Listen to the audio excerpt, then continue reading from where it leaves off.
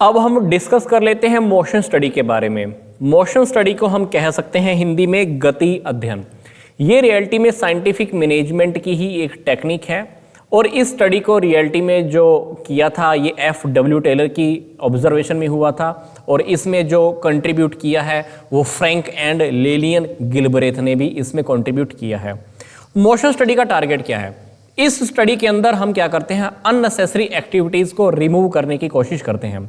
Yes, reality में क्या होता है, हम कभी कभी अनावश्यक बोले तो अननेसेसरी काफी सारी हरकतें करते रहते हैं एक काम को पूरा करने में।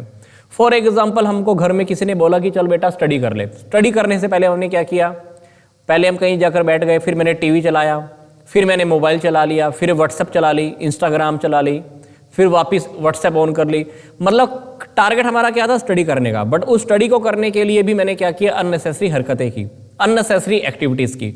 तो ये मोशन स्टडी क्या करती है, मोशन स्टडी ये देखती है कि हम कहाँ पर अपना टाइम वेस्ट कर रहे हैं, हमारा कितना टाइम उसमें से प्रोडक्टिव है, कितना टाइम उसमें से इंसिडेंटल है और कितना हम टाइम वेस्ट कर रहे हैं, बोले तो उसमें से कितना टाइम हमारा अनप्रोडक्टिव है।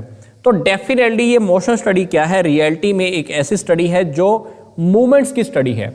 ये ऐसी स्टडी है जो रियलिटी में फैक्ट्रीज के अंदर, कंपनीज के अंदर, बिजनेस ऑर्गेनाइजेशन के अंदर की जाती है। उसमें हम ये मूवमेंट्स की स्टडी देखते हैं। किसकी? लिफ्टिंग की, किसी भी चीज को रखने की, बैठने की, उठने की, चेंजिंग पोजीशंस की।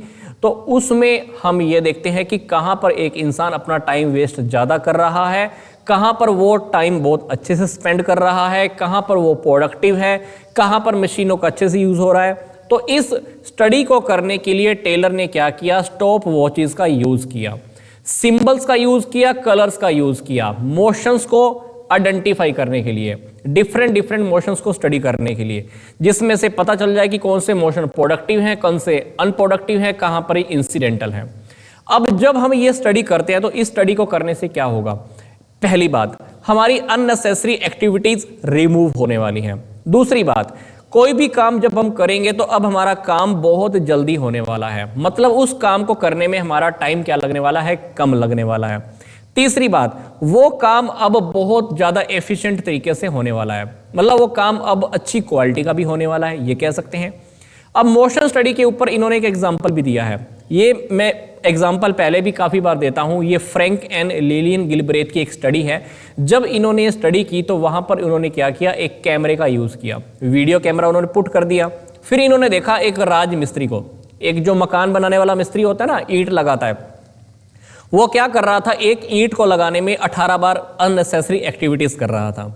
तो उन्होंने उसके ऊपर स्टडी किया, ध्यान से देखा कि भाई वो एक ईंट अगर वो चाहे तो 3 से 5 बार की एक्टिविटी में भी लगा सकता है, फिर भी वो क्या कर रहा है, अपना टाइम वेस्ट कर रहा है। कभी यहां बैठ रहा है, कभी उठ रहा है, कभी खड़ा हो रहा है, कभी अपनी पोजीशन चेंज कर रहा है। तो उन्होंने उसके ऊपर स्टडी की, उसको थोड़ा समझाया होगा। तो अब क्या हुआ, वही ईंट जो वो 18 बार में लगा रहा था, अब वही ईंट को लगाने की एक्टिविटी क्या हो गई, सिर्फ 5 एक्टिविटीज हो गई। और उन्होंने फिर ध्यान से देखा, कुछ केसेस में तो वही ईंट, वही एक्टिविटी, वही काम 2 एक्टिविटी में भी पूरा होने लग गया। तो डेफिनेटली मोशन स्टडी में हम क्या करते हैं, अननेसेसरी एक्टिविटीज को रिमूव करते हैं, काम करने की टेक्निक्स हमारी सुधर जाती हैं, काम करने में अब हमारा टाइम कम लगता है, काम पहले से भी ज्यादा अच्छे से कुशल तरीके से होता है। तो डेफिनेटली इस स्टडी को वैसे तो टेलर की ऑब्जर्वेशन में किया गया था, बट इसको कंट्रीब्यूट बीच में किसने किया है, फ्रैंक एंड लिलियन गिलब्रेथ, जो कि हस्बैंड वाइफ थे, उनकी ऑब्जर्वेशन में भी हुआ है। तो ये है हमारी मोशन स्टडी, जिसको हम कह सकते हैं हिंदी में गति अध्ययन। इसको करने का टारगेट क्या होगा, इसको करने से बेनिफिट क्या होगा, इससे हमारे काम करने में तेजी आती है, अननेसेसरी एक्टिविटीज हट जाती हैं।